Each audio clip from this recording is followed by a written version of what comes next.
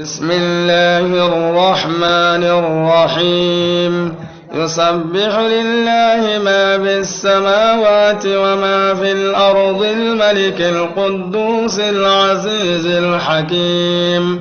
هو الذي بعث في الأميين رسولا منهم يتلو عليهم آياته ويزكيهم ويعلمهم الكتاب والحكمة وإن كانوا من قبل لفي ضلال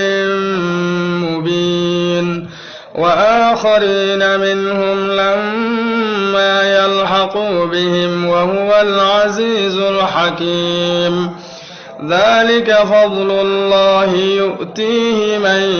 يشاء والله ذو الفضل العظيم مثل الذين حملوا التوراة ثم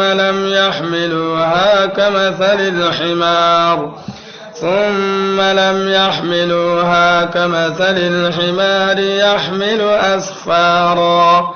بئس مثل القوم الذين كذبوا بآيات الله والله لا يهدي القوم الظالمين قل يا أيها الذين هادوا إن زعمتم أنكم أولياء لله من دون الناس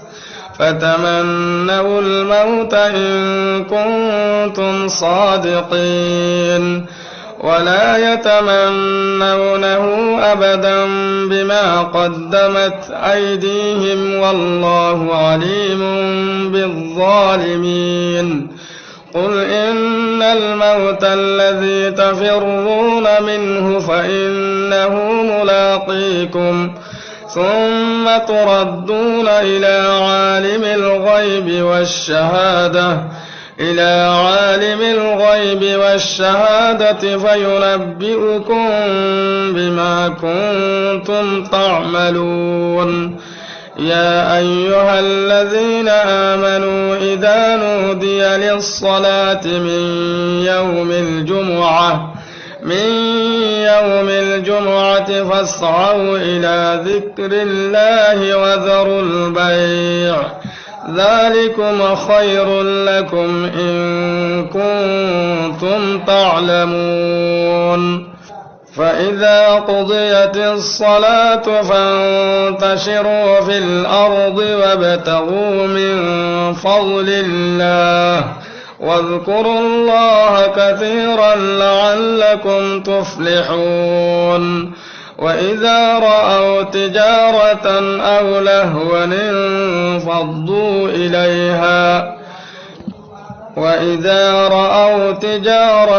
أو لهوا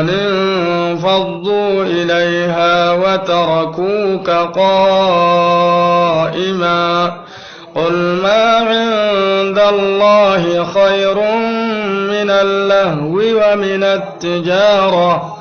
والله خير الرازقين